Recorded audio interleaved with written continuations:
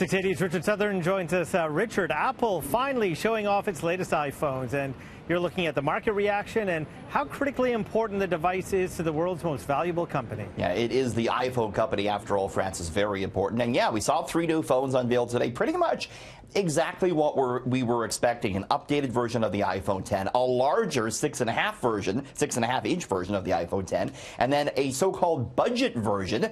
Even the budget version, though, selling for $1,000 Canadian without a contract. But look how important the iPhone is to Apple. They've sold more than a billion since 2007. It's made Apple the first trillion-dollar company on a market cap basis.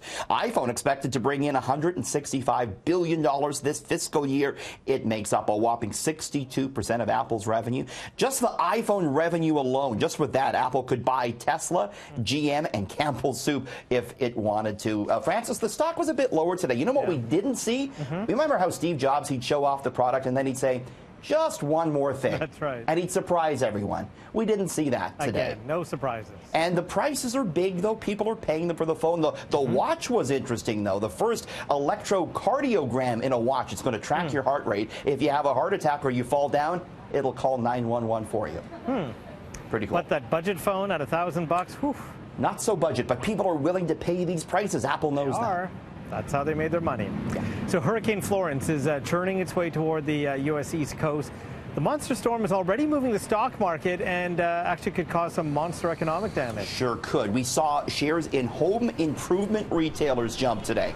Home Depot hitting an all-time high on Wall Street. Lowe's as well. Both these companies saying they're selling a lot of plywood, generators, flashlights, bottled water across multiple states. People really stocking up ahead of this hurricane. Corporations are preparing by shutting down operations. DuPont closing a large plant in Fayetteville, North Carolina. Then there's the travel aspect. Francis, you know all too well. Atlanta Hartsfield Airport could be very much affected by this. Home to the world's largest airline, Delta. Delta stock falling as a result today. And, of course, the federal government here in Canada warning Canadians to avoid travel to the U.S. East Coast. So this is another shocking move by the owners of the Mandalay Bay Hotel. You'll remember they actually decided to sue the victims of the Vegas shooting, and now they're offering a deal to them. Leaving a bad taste in many people's mouths, Francis. This is MGM, the owners of the Mandalay Bay, drawing all sorts of criticism today for saying that the hundreds of survivors of that Vegas mass shooting, who, yes, they are suing, could choose to have the money that would be used to serve them a lawsuit instead donated to charity.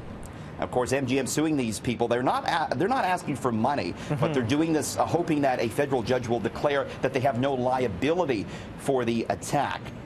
Still, this, again, not very good PR for MGM.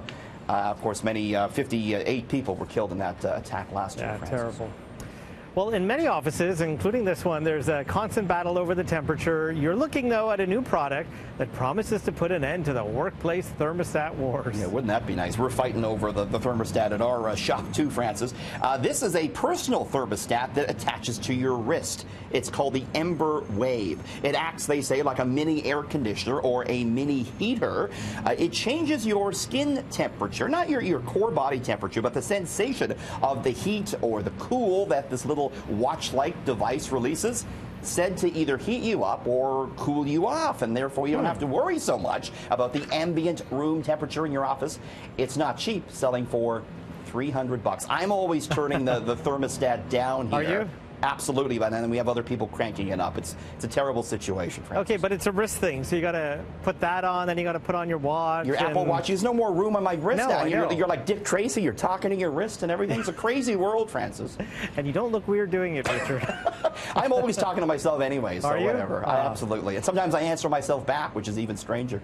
So apples are the new big thing here, right? So apple season is here. Tastes are quickly changing, and the fruit biz, and there's also lots of new varieties. I'm an apple eater now. I'm a convert. My favorites, Jazz, Pink Lady, and Honeycrisp. Oh my, I haven't even heard of some of those. I know, but you know they're what, tasty. What held the top spot for half a century was the Red Delicious, Francis. It has now, this year, lost that #1 status. What is the #1 apple? It is the Gala, the juicy, sweet Gala. That is also good. It is good. It's the most grown apple now for the first time in a long time. The Red Delicious falls to second. According to a leading trade group, the Granny Smith apple, the third most popular, followed by the Fiji and then the Honey Crisp. See? Yeah, you're a trendsetter, man. And I do eat Gala as well when the other ones aren't available. So I buy the pre-chopped apple, which is the most. The worst thing you can do financially is to buy pre-chopped fruit, but there I am doing it. Some business reporter I am. And you're the business expert? Really? Terrible situation. Apparently the Red Delicious, most popular, not because of the taste, but it was easy to grow and it always looked good, and that's kind of made it the most popular. And in my opinion, terrible tasting. Yeah, absolutely. So it's all Gala now. I'm a Gala man. Thank you, Richard. We'll see you tomorrow.